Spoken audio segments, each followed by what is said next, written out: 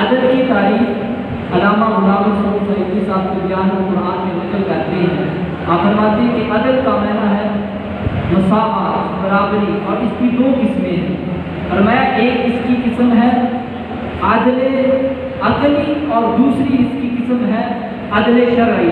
فرماتے ہیں عدل عقلی یہ ہے کہ بندہ جو تمہارے ساتھ نیکی کرتا ہے تم اس کے ساتھ نیکی کرو، اور جو تمہیں جو ہے وہ تکلیف اذیت سے بچاتا ہے تم بھی اس کو تکلیف اور اذیت سے بچاؤ. اور فرماتے ہیں کہ عدل شرعی جو ہے اس کا سمجھنا جو ہے وہ شریعت پر موقوف ہے. سامعین محترم، عدل و انصاف کیا ہے؟ جب بندہ عدل و انصاف کرتا ہے تو معاشرے میں امن قائم ہوتا ہے، اور بندہ دنیا میں بھی امن والا ہو جاتا ہے، اور آخرت میں بھی اس بندے کو امن ملتا ہے، اور دنیا اس کی تعریف کرتی ہے، اور آخرت میں اس بندے کو اجر و ثواب ملتا ہے.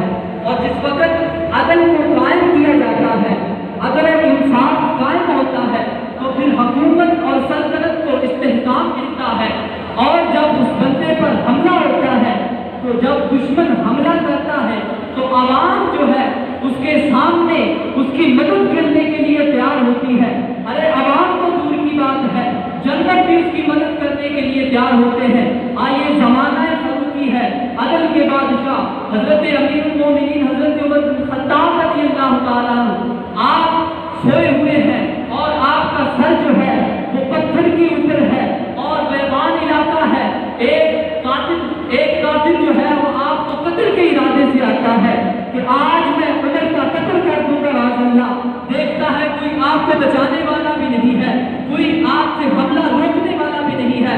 تلوار ہاتھ میں لیے ہوئے جب آگے بڑھ کر حملہ کرنے لگتا ہے تو اچانک خدا کی طرف سے دو شیر آتے ہیں. جب وہ دیکھتا ہے ان کے روپ کو دیکھتا ہے تو اس کے تلوار ہاتھ سے نیچے گر جاتی ہے، اور حضرت کے عمر فاروق رضی اللہ تعالیٰ عنہ کے قدموں میں گر کر کلمہ پڑھ کے مسلمان ہو جاتا ہے. جب عدل ایسے قائم ہوتا ہے کہ حضرت عمر بن خطاب رضی اللہ تعالیٰ عنہ آپ چل رہے ہیں، جب بیت المقدس فتح ہوا، آپ جب غلام کی باری آتی ہے تو آپ فرماتے ہیں اپنے غلام کو کہ تم سواری پر سوار ہو جاؤ. آپ مہار پکڑ کر پیدل چلتے ہیں. آگے دیکھا ہزاروں کا مجمع بھی ہے، ہزاروں لوگ موجود ہیں، لیکن یہ عدل کی مثال قائم کر دی آپ نے. یہ نہیں سوچا کہ لوگ کیا کہیں گے. ہزاروں لوگ میرا استقبال کرنے کے لیے، میری زیارت کرنے کے لیے، مجھے دیکھنے کے لیے آئے ہوئے ہیں.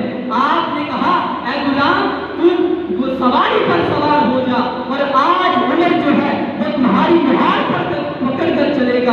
اسی لیے کسی نے کیا خوب کہا کہ وہ برابری کا تو نے دیا درس آدمی کو کہ غلام ناقابل ہے تو امام چل رہا ہے. سامعین محترم، آج کے اس دور میں عدل و انصاف کی کیا کمی ہے؟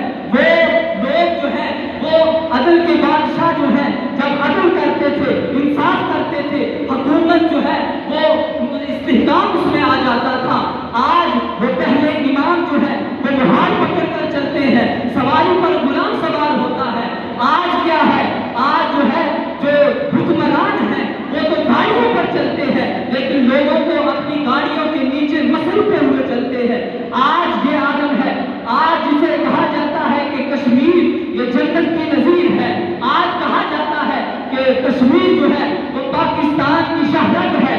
آج وہی کشمیر میں ہے، خون کی ندیاں بہہ رہی ہیں، اور کسی کی جان اور کسی کا ایمان محفوظ نہیں ہے. سامعین محترم، آج لوگ جو ہے وہاں پہ مسلمان جو ہے ان پہ ظلم و ستم ہو رہا ہے، لیکن آج کوئی عدل و انصاف کرنے والا نہیں ہے. لوگ کہتے تو ہیں کہ ہم ریاست مدینہ بنانے کے لیے چلے ہیں. ارے ہاں تم ریاست مدینہ بناؤ گے جب ظلم ہو رہا ہو اور ظلم کی انتہا ہو جائے اور تم چپ کر کے بیٹھ جاؤ، تم کوئی جو جواب نہ دو، تو یہ کیسی ریاست مدینہ ہے؟ ریاست مدینہ تو وہ تھی جو میرے آقا نے قائم کی. ریاست مدینہ تو وہ تھی جو عدالت کے بادشاہ حضرت عمر فاروق نے قائم کی. آخری مثال دے کر کہنا چاہتا ہوں، میرے آقا نے انصاف کا درس کیسے دیا. آپ ابھی ماں کی گود میں ہے، اما حلیمہ فرماتی ہے میں نے آقا کو اٹھایا اپنے گھر میں لے کر آئی. جس وقت میں آقا کو اپنے گھر میں لے کر آئی تو میں نے آقا کو اپنا دودھ پلایا. آپ فرماتی ہے میں نے دائیں استاد سے دودھ پلایا